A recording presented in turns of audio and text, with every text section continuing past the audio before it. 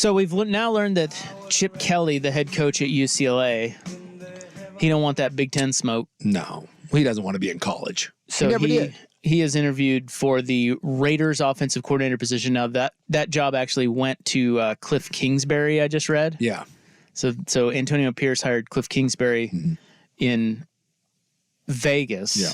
But then now they're saying with Dan Quinn going to Washington, Chip Kelly is a candidate to be the OC of the Commies. Which is interesting because UCLA is a good job and Chip makes good money. But again, we just tired of the college kid, a college admin thing? Well, he never wanted, Chip hated recruiting. He hated dealing with boosters. This is just football. And I'm telling you, there is going to be a mass exodus with the way college football is going right now. Boston College's head coach left to take a defensive coordinator position. You got the UCLA head coach. What's Chip making at UCLA? What, 6? 5.5, 6? And I kind of think it has less to do with all the NIL stuff and more to do with the transfer portal because even if you get these guys, you don't get the chance to develop talent unless you give them what they want and play them right away. Yeah, Chip's making 6.2 at UCLA. Probably has a country club, has a free car, all of that. And he's he's willing to give that up to probably make 2.5 as a coordinator, and maybe not even that because they know that he obviously wants to leave.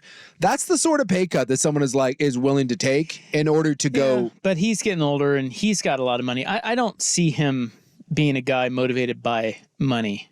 But most people don't cut their pay as a third to go from being the head guy to being a coordinator. Right, especially if he's a guy who get fired and bought out. Yes, but most people aren't Chip Kelly. He's wired a little different. Yeah. So I don't know. Is it going to be a mass exodus? The Boston College coach left. Now he was an NFL guy prior to going to college, but his name is Jeff Hafley. He was the head coach at Boston College, and he's been hired as the defensive coordinator of the Packers. Yep.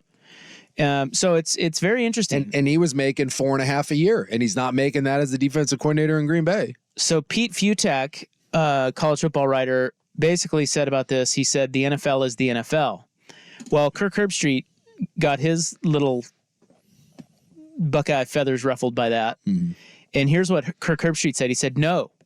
College football in its current state will be seeing more and more coaches heading to the NFL. Yeah. Without boundaries and regulation that make sense, coaches that get real opportunities in the NFL will be gone. Yeah. This trend will continue until there is a new governing body and it creates a CBA with a players' entity or union that would include issues like NIL, transfer portal, and eventually revenue sharing. The sport is spiraling out of control, as we know, and many of these coaches are not sticking around and waiting, just a new reality for the sport. Well, and it's twofold. One, he couldn't be more dead on. You hear this from anyone in college football saying that people don't want to be there right now. And it's twofold. So if you are Hafley at BC who's been to 3 of 4 bowl games, you know that you no longer – BC does not have – and they never really were, but more than ever, BC is not equipped anymore to play in the new world of college football. You're not. You're in the ACC. That's why UCLA, that's why it makes sense with Chip. Yeah, he knows. They're not going to keep up in that world. No, they won't. He doesn't have the support for it. And so you know that it's truly the haves and have-nots. The other crappy one was there was always a belief back in the day that if you were one of those teams and you didn't get the 5-star kid, you could kind of grow and develop and build your team. But even that to an extent is gone because if you are Boston College, if you are UCLA and you grow and develop a guy, he leaves. I think 2 things happen. One, if you get the really highly touted recruit who a lot is expected of and he doesn't actually pan out the way you thought, you can't keep him unless you give him the playing time he needs. And then on the flip side, if you do find a diamond in the rough, if you're not getting those 5-star guys and suddenly you get a Damian Martinez who's balling out as a 3-star, gone. He's staying, thank God for the Beavs, but there's tons of guys like that who are oh yeah, I could do better than this program now that everyone's seen me. Well, and Chip, had to deal with the Dante Moore thing. He came in and, he wasn't good enough as a freshman. And it used to be that when you had that kid and he took his lumps as a freshman, he came back stronger than ever. But, nowadays it's he takes $1 million and he goes to Oregon. And UCLA just doesn't have the wherewithal to deal with that. And then even on the flip side of things, the big boys.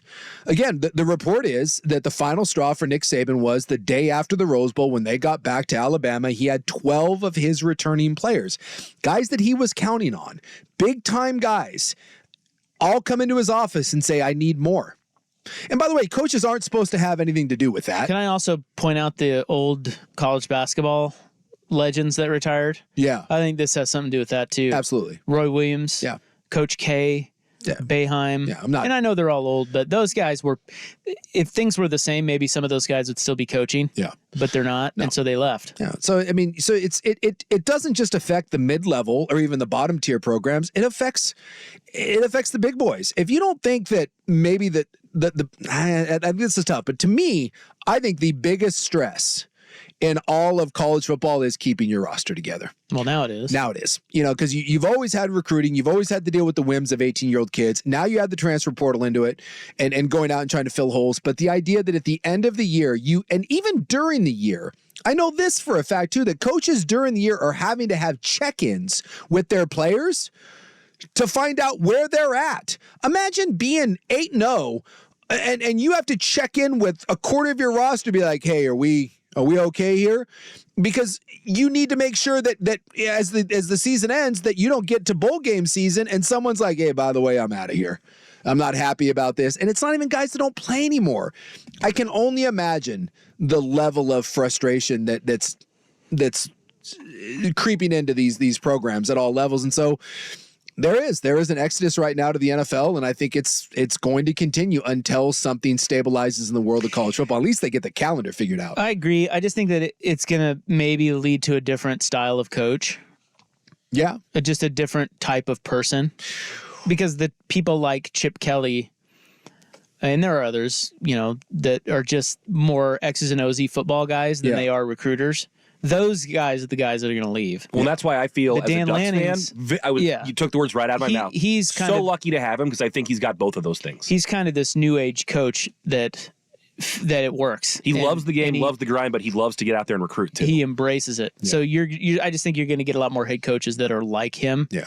And I don't know what that means for the X's and O's part of it. Don't know. But it's just going to be a shift in the type of person that's a head NFL head college football coach, I think. I just think you more than ever have to be wired like Dan Lanning.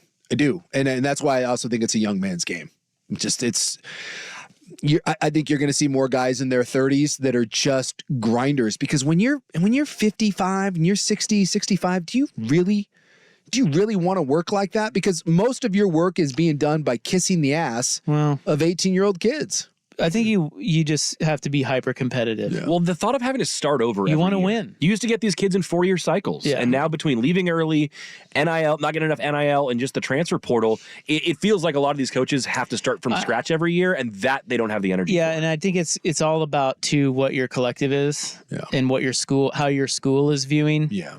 Do you have the resources? Because if you could be super competitive, like I'm up for this, but if your school can't get it done for you or at least help you, there's these guys are saying there's no point. I bet you that Boston College guy, I don't know if he wanted to leave college, but he was probably forced to because Boston College just can't keep up in that world. And he's like, F this. Yeah. I got no chance. And Chip Kelly, same, that's the same idea. 100%. UCLA's not keeping up in that world. Yeah, they went to the Big Ten with all that money, and even he was like, yeah, we're not doing this. And now it's awkward because Chip's going to have to go back. If he doesn't get the Washington job, he's got to go back to his UCLA players and be like, hey, guys. I want to be here. No, I want to be here. I want to be here, and I'll be here for 4 more years until someone in the NFL comes and gets me. Hey, will you shut up? I don't know how. I mean, he didn't recruit for crap anyways, but how do you recruit? Like, you put good recruiters on your staff. I guess. That's what you do. And try to come up with as much NIL as you